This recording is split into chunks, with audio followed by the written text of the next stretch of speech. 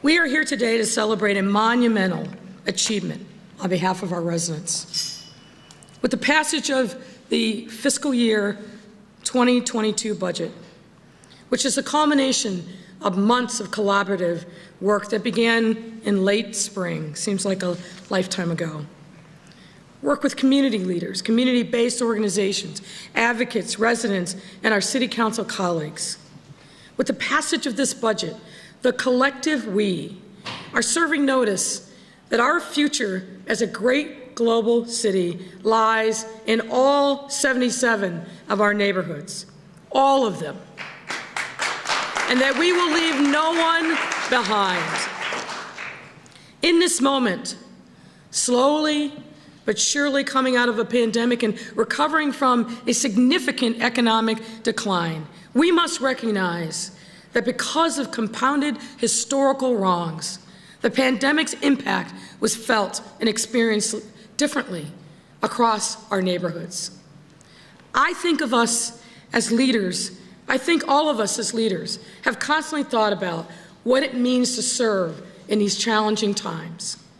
Our challenge has been to rise to the occasion and be worthy of the trust bestowed upon us. And for me personally, one of our key challenges and necessities has been crafting and passing this resiliency and recovery budget. Sitting and listening to a speaker recently at Tim L. Black's funeral, I was reminded that in public life, we must never lose sight of our roles and responsibilities, specifically that no matter how high we may rise, no matter how many corridors of power we stride down or tables of influence at which we dine, we must never forget our duties to our people. And for me, that means never forgetting from whence I come. I am a child of the working class.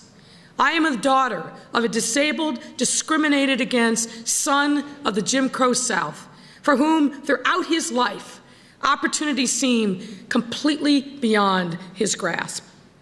I was birthed and nurtured by a woman who always holds her head up high, no matter the barriers or the buffeting winds. And I am the beneficiary of so many hands who reached out to me and showed me by their acts of kindness and sacrifice that we must be each other's keepers, or as the great poet Gwendolyn Brooks said, each other's business. So what is my charge in this moment? As mayor, but even more so, as a blessed and fortunate human being, my charge is to never shed the cloak of humility and humanity that countless people along my life's journey have created for me. I wear that cloak proudly. It means that I must see and bear witness to the tens and thousands of my neighbors, our neighbors, who are in need. I see them because I am them, and I hear them, and I am duty-bound to use my platform and power to build systems that support wellness and prosperity for them all. Because doing so not only helps them, it helps each and every one of us. You've heard me say this many times, but it bears repeating here and now. Neglect is not cost-free. There is a moral imperative to right historic wrongs of disinvestment, neglect, and systemic and intentional discrimination. No child in this wealthy city should ever be living on the streets, not have clean clothes to wear, shoes on her feet, and a safe and secure home in which she can lay her head. And every child, regardless of the circumstances into which they were born, must have every opportunity that my daughter has to live a good life and be set up for success so that she can thrive to achieve her God-given potential. And that's why, ladies and gentlemen, I am so proud of this budget.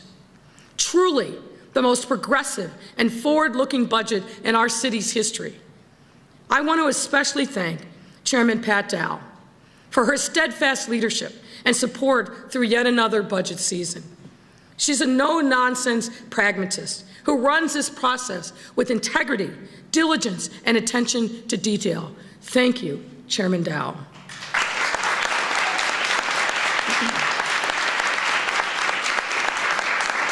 want to also thank and acknowledge Chairman Scott Wagesback, the Finance Committee Chairman, who has brought integrity, transparency, and acts as a fiscal fiduciary for our taxpayers. His stewardship of the Finance Committee has put us on the right track and will continue to do so. So thank you, Chairman Wagesback.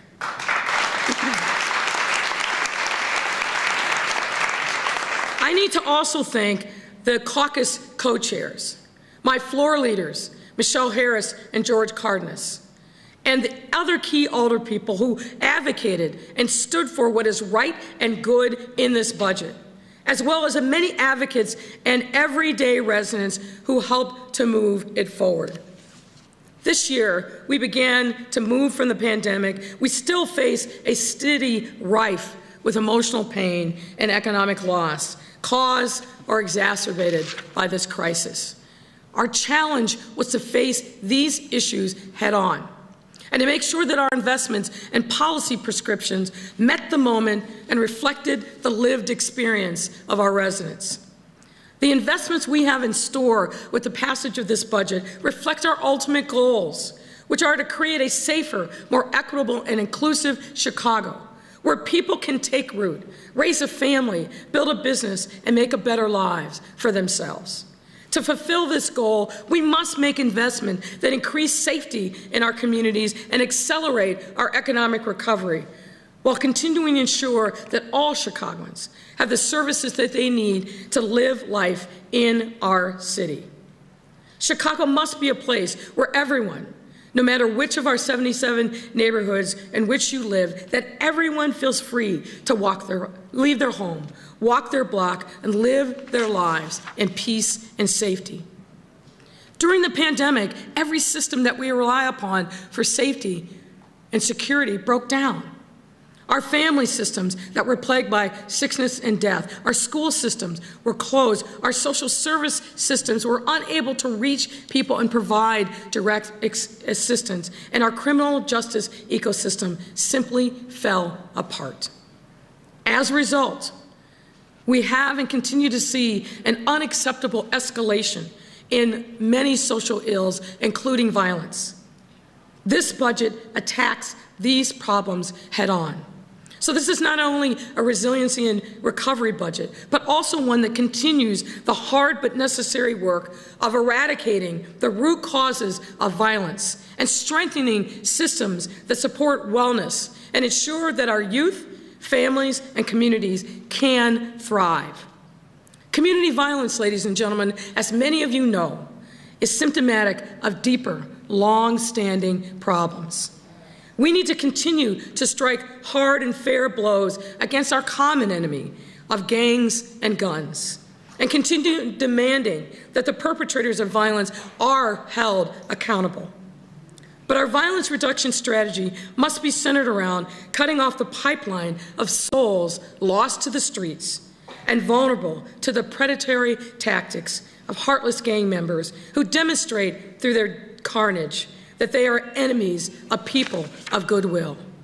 For that reason, we are investing over $770 million in efforts that will help our youth, young adults, and families thrive and make our communities safer. To address the immediate pain that people are experiencing, we now have, I am proud to say, the largest targeted economic relief program in the history of this country.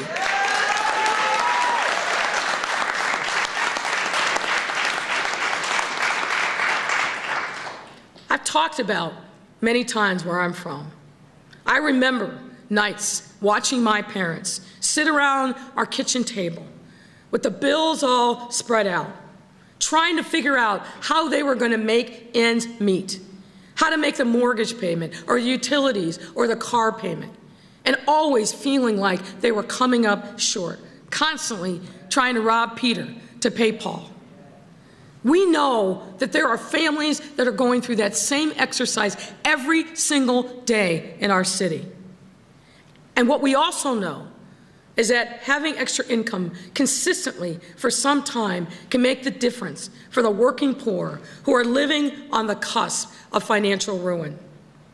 That's why $35 million of the $157 million that we're investing in family assistance programs will fund the largest pilot program in the country, providing $500 a month to 5,000 families with cash assistance to lift them up out of poverty.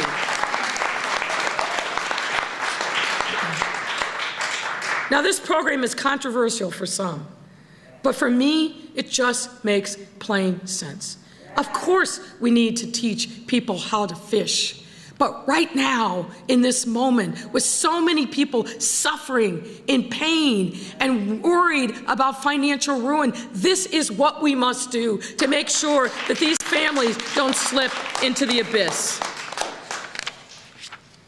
Being able to provide a steady monthly stipend can make all the difference for a household that needs just that much more to restabilize and be positioned to move forward. So a big, hearty thanks to the many advocates and members of the council and my team who helped shape this very important relief program. My friends, this is a moment of pride for our city. I want to also talk a bit about our mental health investments, because our people cannot thrive without the resources needed to address the cumulative trauma that many have experienced in communities across our great city. We made historic mental health investments in the 2020 and 2021 budgets, tripling that of 2019's, including building a network of mental health centers, including CDPH1 clinics, that has served 300% more people this year alone. More people than we've ever served in any single year funded by city dollars. This budget enables us not only to expand services at our clinics, but more importantly, expand our network of trauma-informed centers of care, 31 strong in 34 communities, so that we have greater reach and accessibility across our city. And Mark, you can clap for that.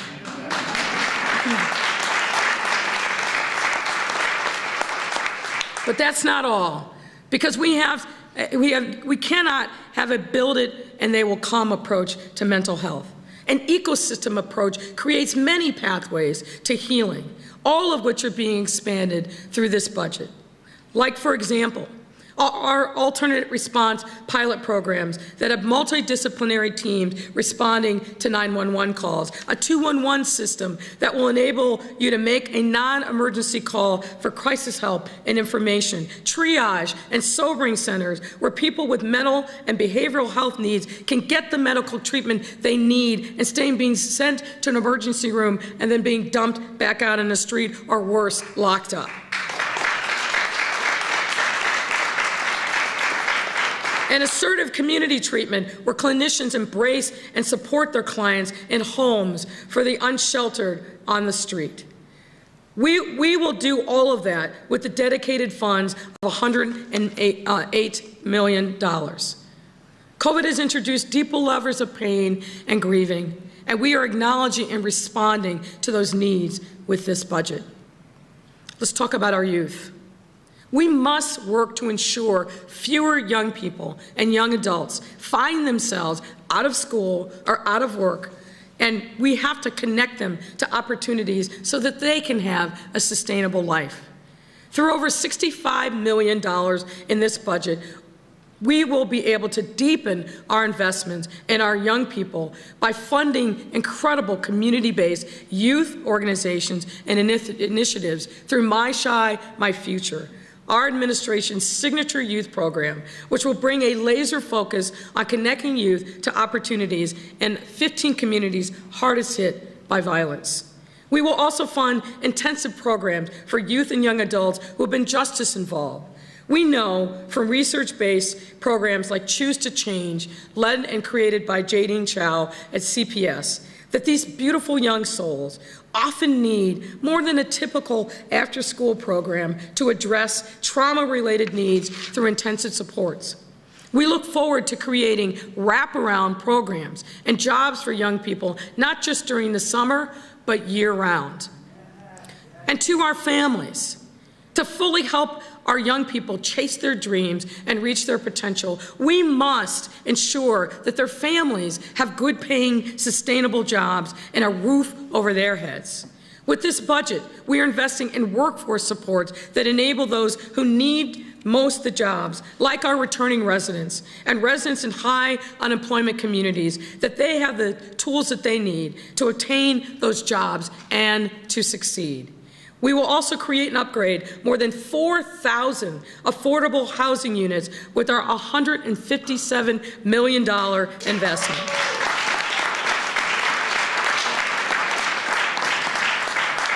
And with another $117 million, we will continue to invest in initiatives like the Flexible Housing Pool, which connects individuals with complex needs to supportive housing and access to needed services, and rehabilitate and strengthen our shelter system so that we can continue to stand ready to house the unsheltered as we work to rapidly rehouse them, as we did for over 1,200 individuals during the height of the COVID pandemic. All of these investments, well over $770 million in total, when you also include direct investments in violence prevention, gender-based violence, and our Community Safety Coordination Center. All these investments collectively help address the root causes of violence: poverty, lack of opportunity, despair, and we know that they will make our communities safer. Folks, I'm proud to say that Chicago is also on an economic comeback. We are on the road to recovery. With revenue beginning to return, companies choosing to build or expand here in Chicago, we call those their pro-Chicago decisions, 150 and counting this year. 12 unicorns, that's companies with $1 billion worth and counting this year. And just recently, an upgrade from negative to stable from Fitch Ratings Agency, a recognition that we have navigated these dangerous financial waters in ways that sets us up to be on solid ground going forward.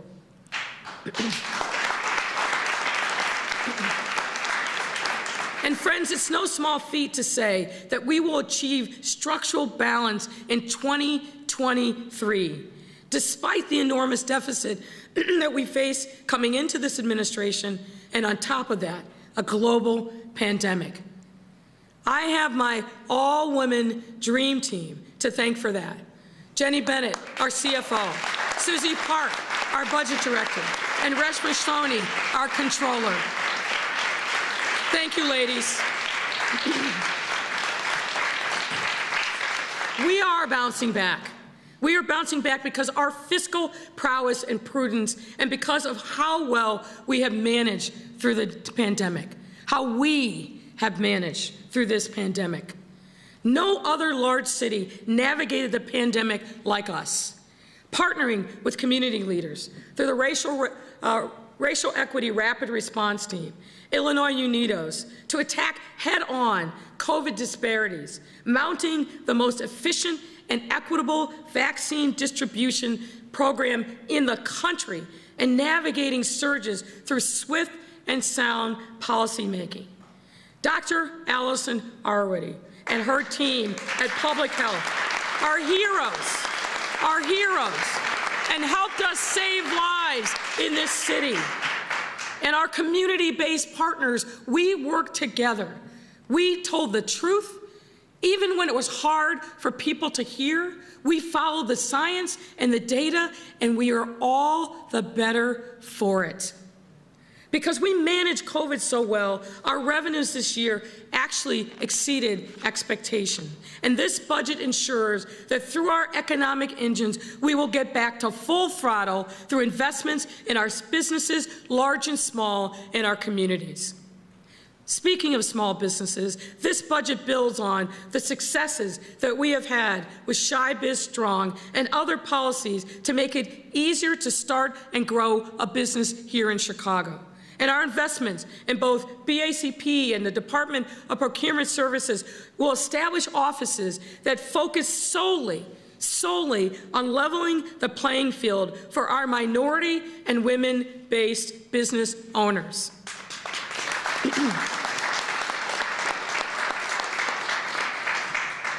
Wealth building is what we are about in the city of Chicago, and I'm proud to say that we are creating pathways for Black, Brown, Asian, Native American, and women business owners to be principals, not just subcontractors.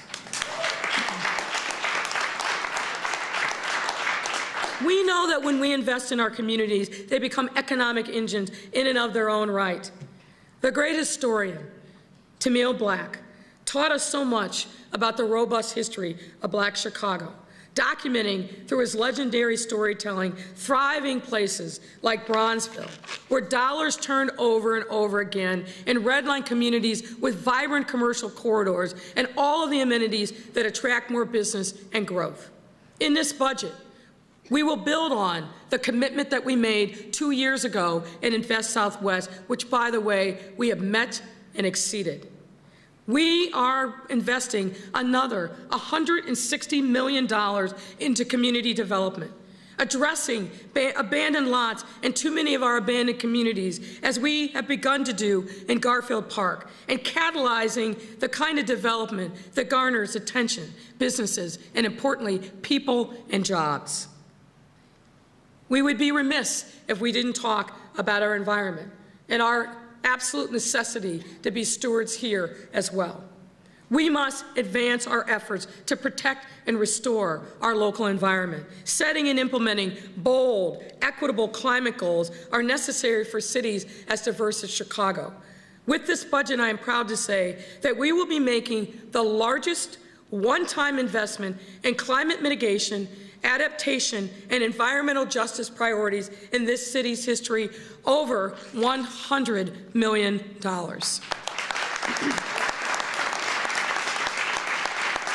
Setting us on a course to protect Chicago in all of its glory for centuries to come. And one of the most exciting outcomes of these investments in our sustainability is a commitment to plant 75,000 trees, the largest tree canopy program in the city's history. Using the power of green infrastructure, we will strengthen our communities from the inside out. Investments in the arts and culture, our parks, and travel and tourism round out our strategies to strengthen our economy and spark further population growth by cementing Chicago's ability to thrive economically. You know, I care a lot about the arts and culture. And for the first time ever, we're making a commitment in our corporate budget for $10 million so that our commitment to arts and culture does not depend upon the vagaries of the hotel tax.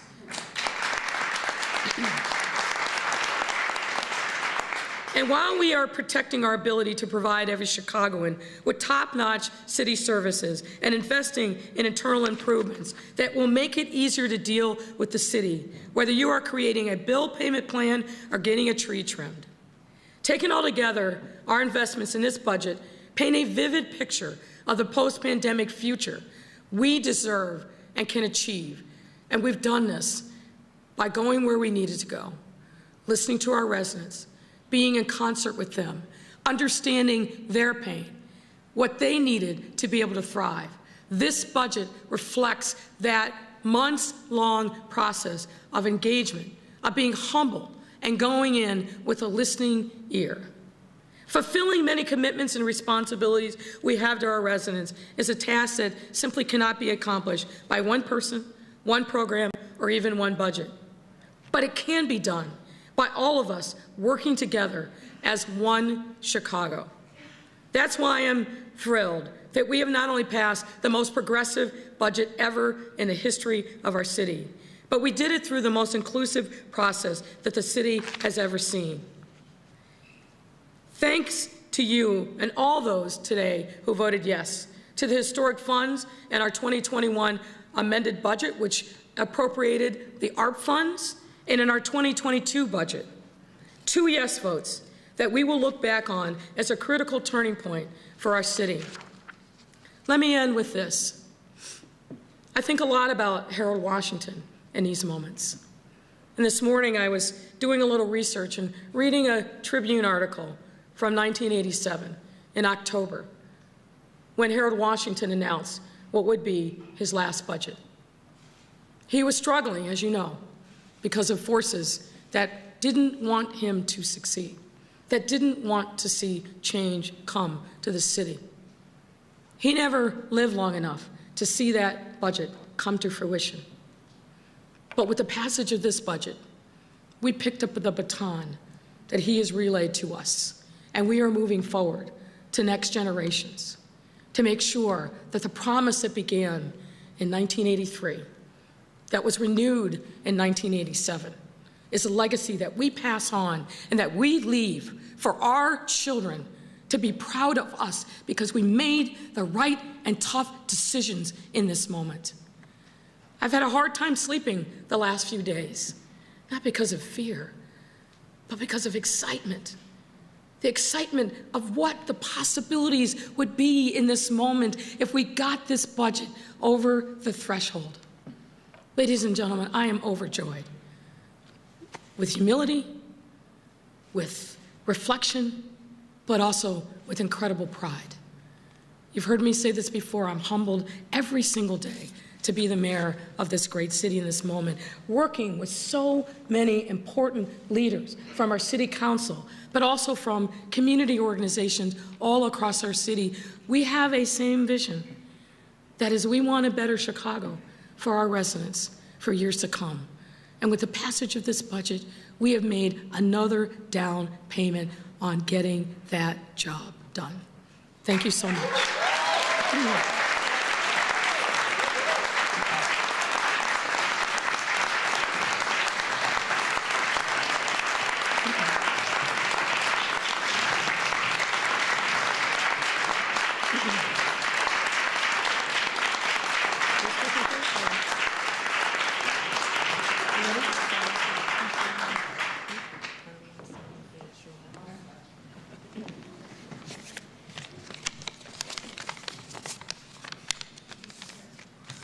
Thank you, Mayor. I'm Alderman Scott Wagasback, and I've been a progressive since the first day I started in the City Council back in 2007. And I can vouch that this is the most progressive budget that I have ever seen and had the pleasure to support and vote for today. And I'm very happy to have my colleagues here, Alderwoman Dowell, or Chairwoman Dowell from the Budget Committee, Vice Chair of Finance Committee, Leslie Hairston, who really helped us move this budget forward. This is a budget of collaborative efforts of many aldermen and this administration that goes back 2 years.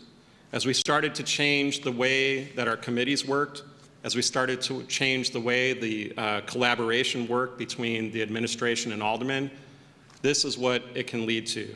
A budget that addresses a lot of the ills and a lot of the concerns that many of you and all of the members of these organizations have had for many years and wanted to see that kind of change. I know it's been a very difficult couple of years getting through this global pandemic, and who would have ever known that we would be at this point. But I think it was very prescient of the mayor to pick Dr. Arwady, an epidemiologist, who basically guided us through with her staff, with all of her staff, through this moment in time. And without them, I think we might have been in more trouble, but I want to give her a hand because when we look at how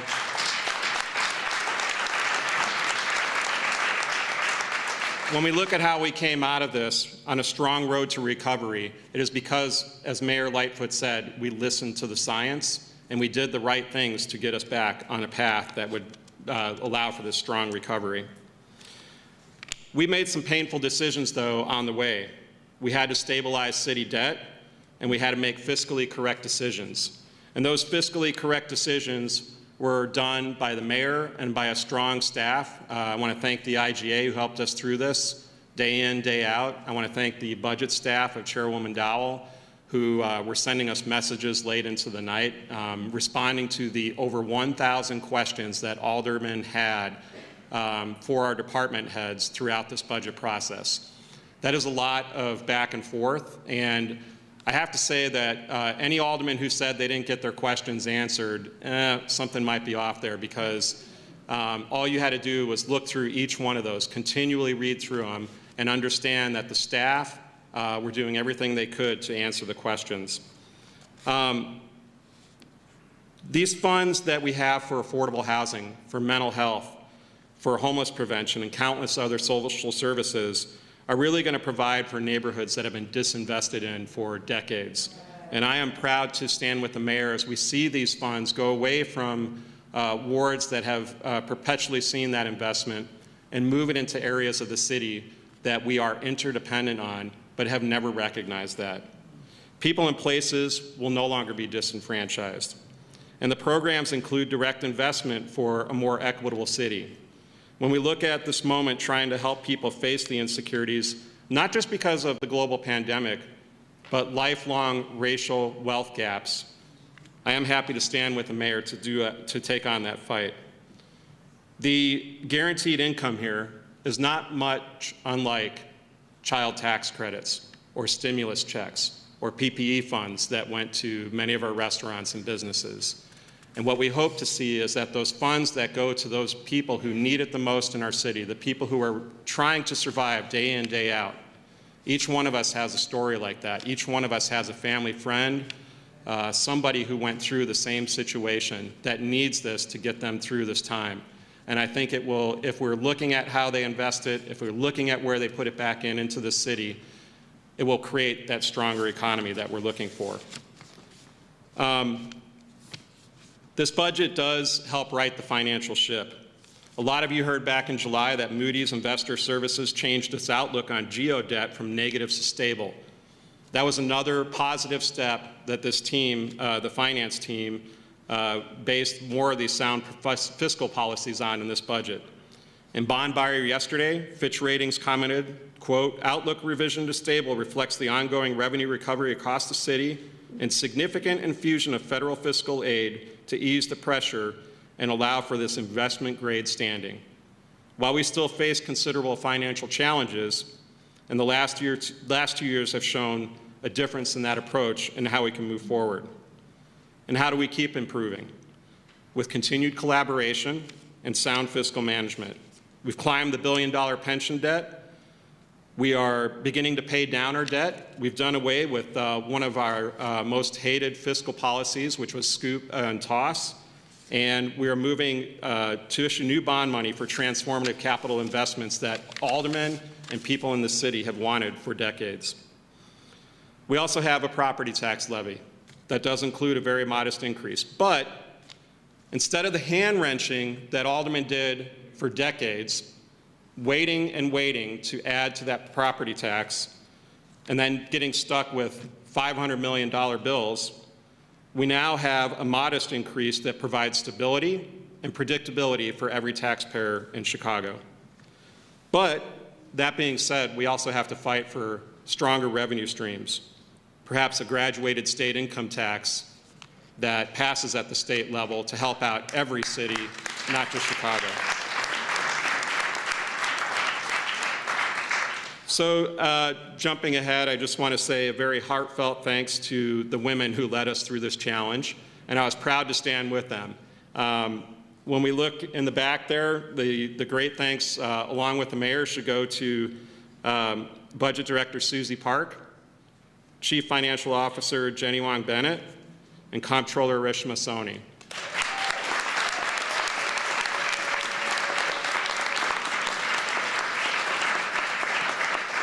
When I look at the combined experience at the table at every meeting that we had, the decades of experience of municipal government and outside finances, it was incredible to work with these women, to be able to understand everything that was being put across the desk, everything from the bond deals to guaranteed basic income. They were able to explain it in a way that anybody could understand, and it made it more, not just more palatable, but easier for us to move forward on this budget in a way that I think will be a boon for our economy and create that stronger recovery. Finally, I want to especially thank Chairwoman Dowell and her staff. Many late nights where we were going back and forth, and I think if you look at the way the council used to run the budget, it is a lot different than we saw in the past. And that says volumes about again, the women who are running the city, who are doing the right things to make sure that taxpayers understand where every dollar is being spent, and that those dollars being spent are not only for the economic recovery now, but for a stable future for all Chicagoans. Thank you very much.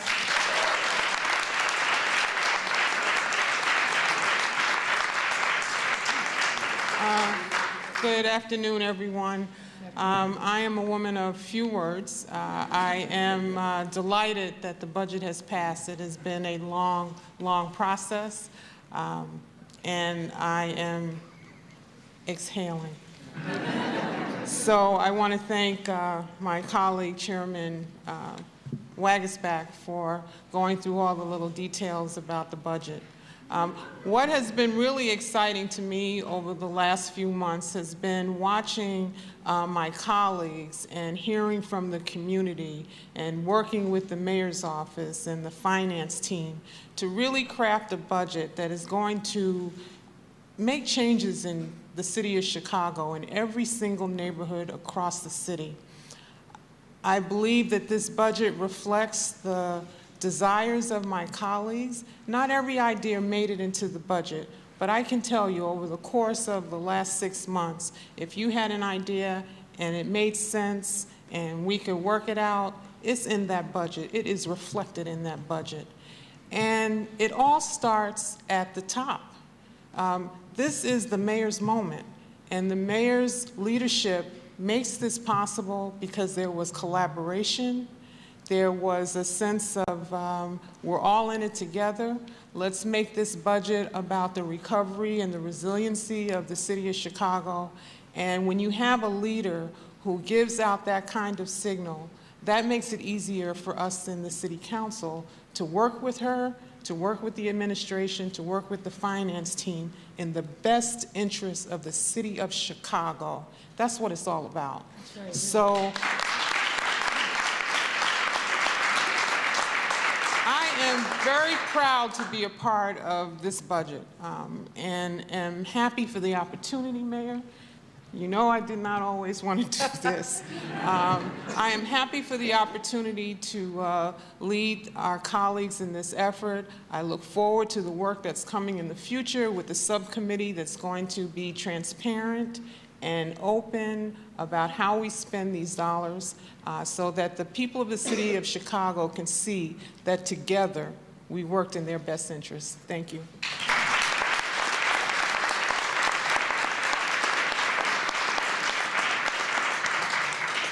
Let me say one last thing before we, hopefully we, take questions.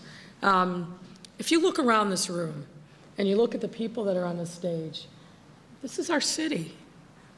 These are people who are on the front lines every single day, whether they're from a labor union, whether they're from a community organization, mental health, health care, immigrants and refugees. It is an entire mosaic of people who care about the residents of the city, who came together to help craft this budget that meets the needs and meets the moment. So I just want to say again to everyone who is here, everyone who participated in this incredibly historic budget engagement process that started last spring, thank you so very much. Thank you for caring about our residents. Thank you for everything that you all do.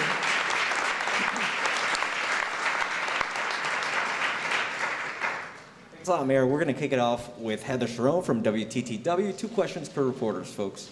Hi, Mayor. Hi, how are you?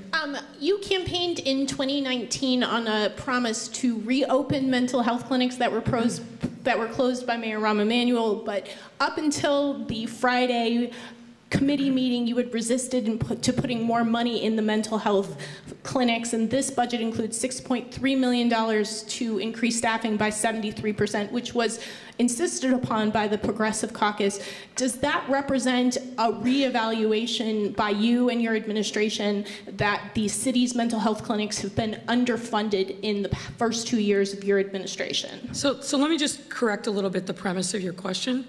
We have consistently funded our clinics every year. They are a crucial part of the community of care and continuum of care that we created and that we announced back in the fall of 2019. So it's a misnomer to say that we're suddenly funding them. We have been funding them consistently. And what I'll say is that the additional resources that we put into the clinics is because of ASME and their ask.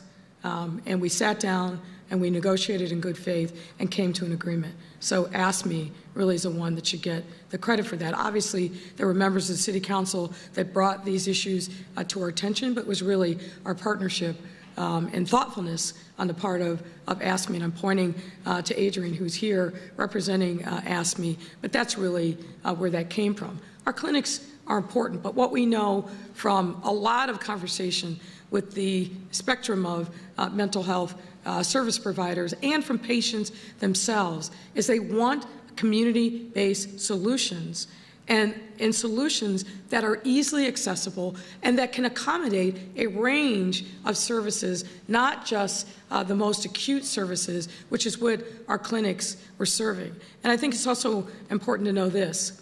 At the height of our clinic operations, 12 strong, we served roughly about 6,000 people a year.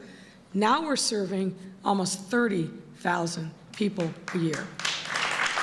And that is because of the investments that we've made, triple the amount of mental health investments since 2019 and more to come. After your first budget in 2019, which literally seems like a decade ago. I was going to say, I hope you're not asking you to remember something from that long ago, but I'll do my best. You put together a budget that encouraged Chicagoans to reach out to the aldermen who voted no. Will you be doing that again this year, given that most of the aldermen who voted against your budget are on the more conservative side of things? Well, I don't think that's actually accurate. If you look at the various budget votes, we got an interesting cross-section of people from really every point of the spectrum, right, Leslie? Every point of the spectrum of the various city council caucuses. So I think what this is about is showing that we can work together with a cross-section of members of the council, that we have worked together with a wide array of people in the community. And so for me, this is about celebrating a victory for our residents. Justin Lawrence from Black Club. So you've touted, and Alderman Wagasback just touted, the CPI increase, the annual property tax increase, as a way for residents to, have predictability and stability in their bills. I know that you just passed this budget, but next year it looks like that will be much higher than this year, maybe over 4%, up to the 5% cap that's included. Will you commit now to fighting for that to be included in next year's budget? So just to be clear, the CPI was passed last year. It's a part of our budgets on a going forward basis. And I think this is what's important for folks to know. The average, if you have a house that's about $200,000, which candidly most people in the city of Chicago don't have, but let's use that as our marker. What the CPI is for this year? Anyone? $1.50 a month. $1.50 a month. And so as Chairman Wagasback has said, Chairman Dow has said, our finance team has said, what we have tried to do with the passage of the CPI is give stable, predictable increases. No mayor wants to pass a property tax increase. No one likes it, and I get that. But what we've seen in the past, going back 10 years, 20 years, is that the failure to make the hard decisions at the right time creates a crisis. And we've seen that story repeated over and over and over again, which isn't fair. When you have nothing and then all of a sudden this huge spike that becomes the largest tax increase ever, as we've seen repeated several times in the last 20 years, that destroys the average property owner's ability to be able to save for that, predict that coming. That's not a good fiscal management. And we're all about making sure that we are real fiscal fiduciaries of our taxpayers and looking out for them with a stable, predictable property tax that they know is coming, that they can plan for, and isn't going to sock them right in the gut every few years because politicians wouldn't make the tough calls when they needed to. Those days are over as long as I am there. All right. Oh, go ahead. Sorry. Just a second question. I want to give you a chance to respond to Alderman David Moore. Told me that he asked you directly for, I don't want to get the numbers wrong, I believe a $6 million investment into a park project in his ward, and that would have secured his yes vote. I know you were talking to him today during the council meeting. Is that what that conversation was about, or was that over a phone call this morning? And why not make that commitment so that he could tell his, his constituents that he was bringing something back to his ward? We have been negotiating this budget for months. Aldermen had plenty of opportunity to put on the table the things that they wanted. And so I'm not going to reveal the contents of a private conversation, but there was plenty of times for those conversations to be had. He voted no on everything, and he'll have to explain to his community why he didn't support affordable housing, support for the homelessness, support for mental health, for small businesses, for making sure that our residents were able to get access to a $500 a month over a year stipend, many of whom in his community would probably qualify. You really ought to ask those questions to him. Thanks, Mayor. Erin Haggerty, Daily Line. Hi there. This year's budget process was different from any others with the federal stimulus money to allocate, but also it started a month earlier than it has in the past. Was there a most surprising thing that you learned and can take away from this year's budget process? And will this set up? Will we always be passing a budget by the end of October going forward? Well, actually, the process started in late spring, early summer, with a range of meetings with a variety of stakeholders, many of whom are in this room today. I believe that the process that we had this year was the most inclusive, most engaging. So that's a process, absolutely, that I'd like to see us repeat for next year and years to come. What I've heard consistently from folks is they really feel like they had an opportunity to understand the complexities of the budget, to articulate a set of their requests on behalf of the constituencies that they represented. I think most aldermen, whether they agreed with it or not, had, as Chairman Dow said, multiple opportunities to be heard and to put forward ask on behalf of their residents. Will it be October versus November? I think we have to look and see what happens next year. But it's not as much about the timing as it is, for me, about the process and making sure that we are engaging and transparent. That's why you have so many different groups that were happy to not only say that they supported it, but to lobby on behalf of this budget. We're in a unique time, and we look not only this year, but at next year. So we'll see, but I think our economy is getting better. Our revenues, as I indicated, are coming in better than expected. And as they say, God willing and the creek don't rise, we will put this pandemic in the rearview mirror. And is there anything that's not included in the budget that you wish would have been included? I mean, I'm sure there's plenty of things, but what was at the top of your I'm going to resist my temptation to offer you a flip remark. Look, there's always things that are left on the cutting room floor. That's what the budget process is all about. But we'll continue to have discussions and engagement. But the most important thing is we have set our city up for success with the passage of this budget today. That's why I've had restless nights making sure that we were getting everything done, but also excited about what's to come. Because really, we entered the next phase, and there's a lot of discussion that has to happen around requirements and standards and criteria for the distribution of some of these funds. And I'm looking forward to engaging with the members of City Council and also the other stakeholders that are represented here and in other corridors on those things that are important for our communities and how we can really make the kind of catalytic investments that we have been making, but this is just going to supercharge that and really accelerate the opportunities for our residents. Thanks, Aaron. A.D. Quigg, Cranes. Hi, Mayor. Hi there. I wanted to get your reaction to the enrollment declines at CPS that were reported today. What could the district have done differently to keep families there? Well, you know what? I have to tell you, I would flip the question around. We've been through a global pandemic. We had to quickly transition to remote learning.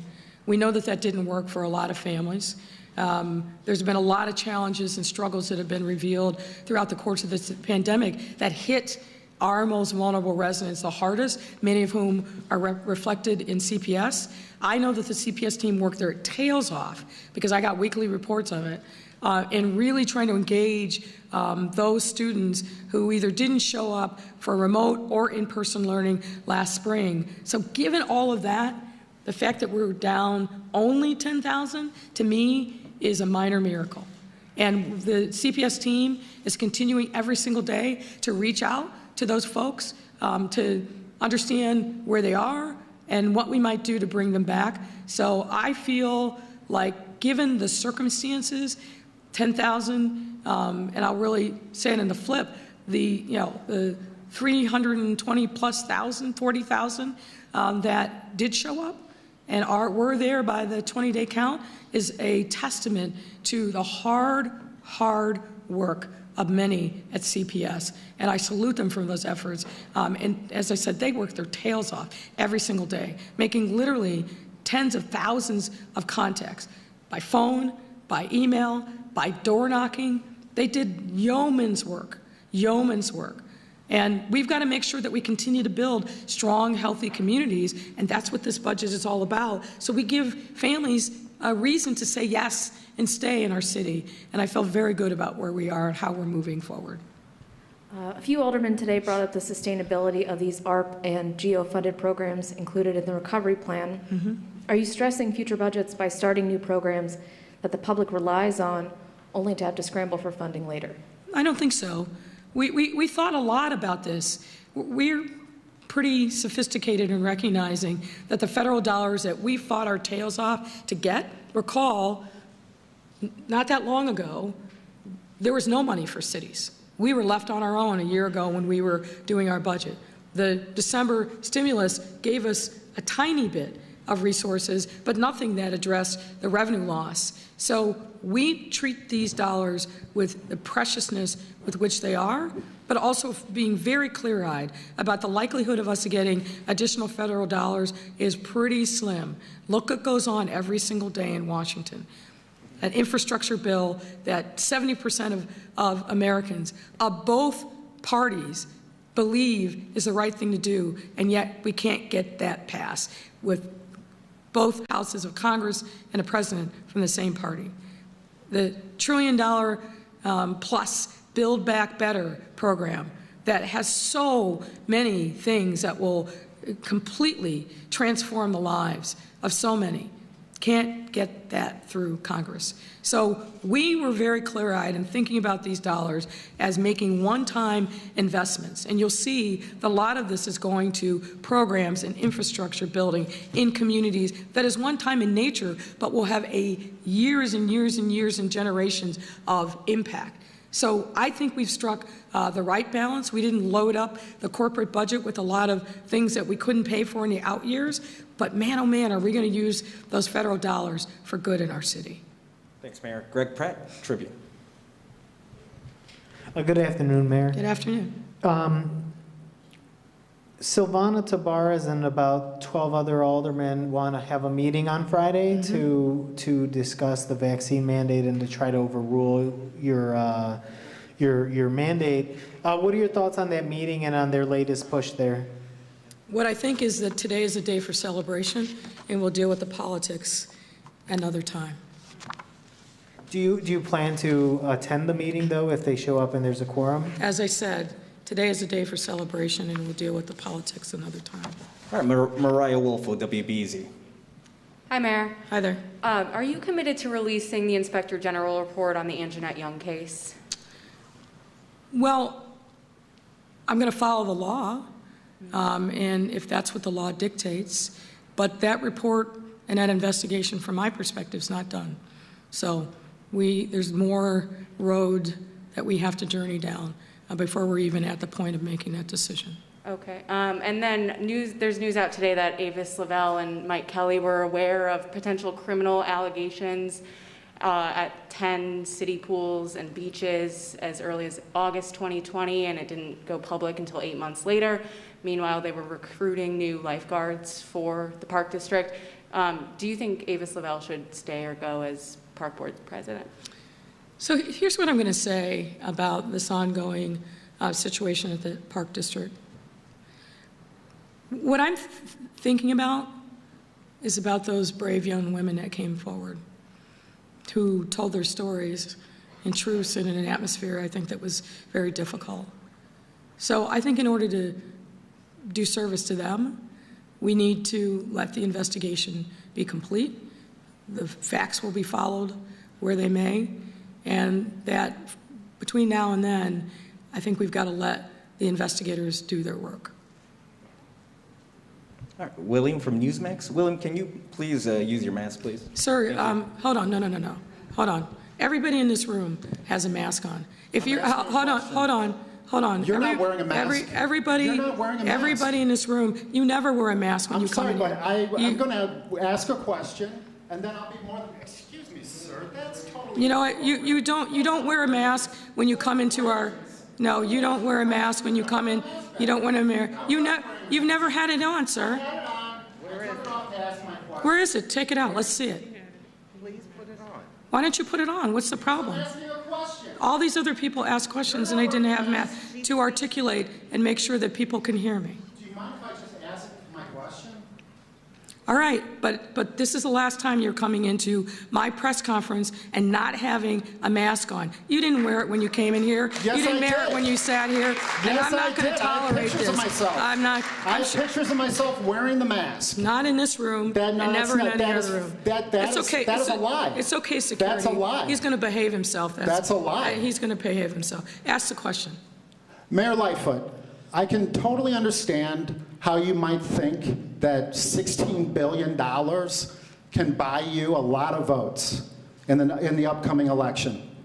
But a recent poll showed that over half of Chicagoans do not want you to even run for re-election. You were recently booed off stage at the Plumbers Union. The Plumbers Union, which was the first union to endorse you. Why do you suppose so many Chicagoans, over half apparently, do not want you to run for re-election? So, sir, I don't know what polls you're looking at, but my polls say It's something. on the Fox 32 website, WFLD TV. Fox News. There you go. That's.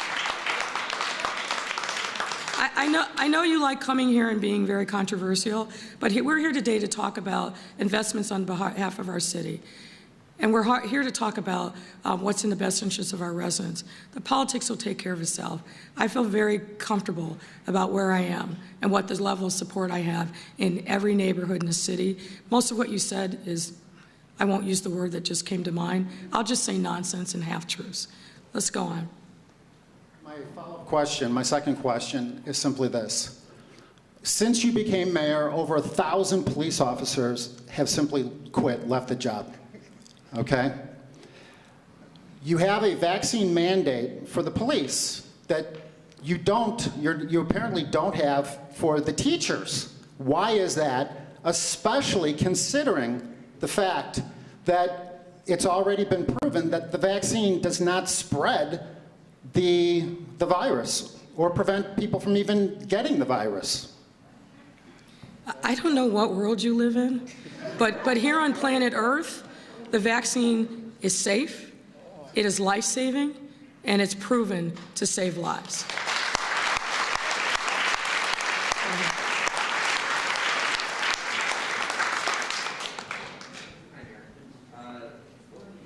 I'm sorry, I can't hear you. Can you speak a little louder? A little bit better. Mic needs to be switched on, please. Testing. Here, you can use this one, Ern. Testing. 1, 2. There you go. Can you hear me now? Yes, I can. Hello. Wonder if you could speak a little bit about business supports in the budget. Obviously, the Mid-South Side's got more affluent areas, some areas that are in West Southwest. There's a lot of disparate areas there. If you could speak a little bit about business supports.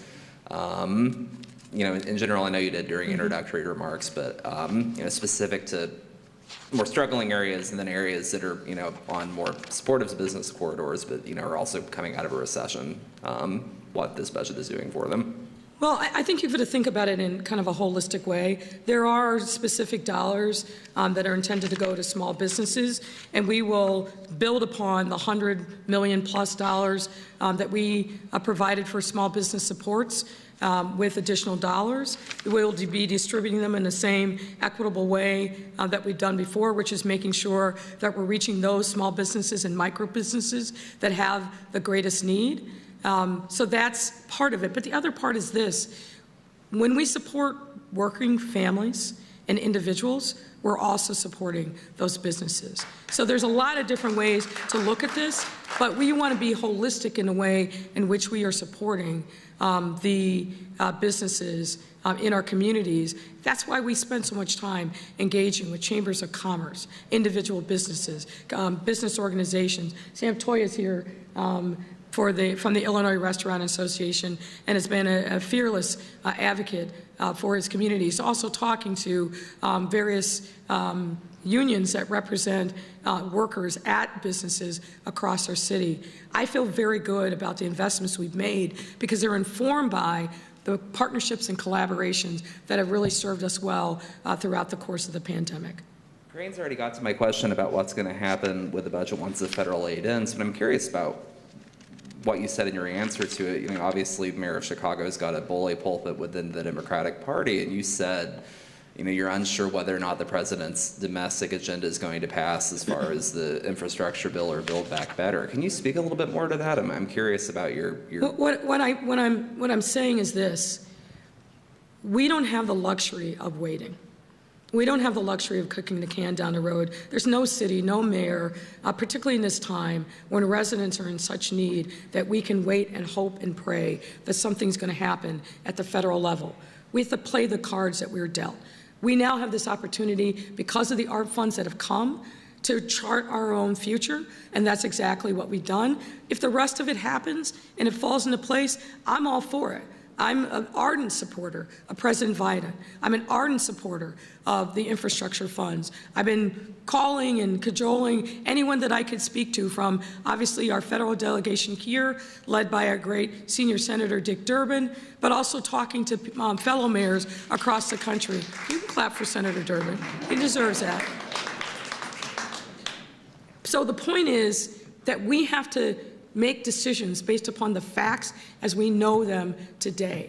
If other resources come available, and I pray that they do, because there's a lot that we have at stake as a city with the projects that are there, the competitive grants that I think would be extraordinarily helpful to us, I'm going to do everything I can to keep pushing and getting those really important bills over the finish line. But as the mayor of the city, with a budget that we needed to pass now, we needed to do it with a clear vision of where our revenue sources were coming from, and that's what we've done. So the point here is not to speculate about what may or may not happen at the federal level. I'm optimistic, and I hope that it happens, but I also am realistic about the vagaries of the politics in Washington, D.C. But what I know here now is we have passed the most progressive, most I think transformative budget that we've ever seen. I meant what I said before about Harold Washington. People that I know that were close to him, that worked so hard to build a working majority on that city council so his dreams for a better Chicago could actually be realized. Those dreams are coming true now. They're dreams delayed, but they're not dreams denied. And we have an opportunity to move forward. Mayor, last two questions of the day coming from Mike Flannery. Hey, Mike. Hi. You got the right jacket on, my friend. I do. I'm still heartbroken. It still hurts so bad. But you may not have seen a survey that we reported on over the weekend showing only 26% of likely Chicago voters believe you deserve a second term. Mm-hmm. You may disagree with those numbers, but what would you say to voters who are disappointed in your performance? What I would say is this. This is a really difficult time, and people are angry and fearful because of a lot of forces that are beyond all of our control. And it's a long time between now and Election Day. And the politics will take care of themselves. Obviously, we do our own polling, and so I have a reason to be skeptical about your numbers. But I feel very good about where we are. I feel it and see it all over the city. People are coming up and talking about how much they appreciate the work that we are all doing collectively. I think you can see the representation of the folks that are here as well. So, you know, there are some of you in the media who like to write my obituary, and they've been doing it since, when did I get sworn in? The beginning of the middle of May of 2019. People have counted me out before. You know, your poll in January of 2019 showed me at 1% with no chance of survival. I didn't get invited to the table, Mike, as you remember, when you were hosting bigger names with more money.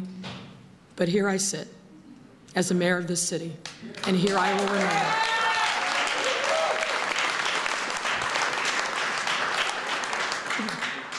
One last question from Kate Chappell, NBC. Just one.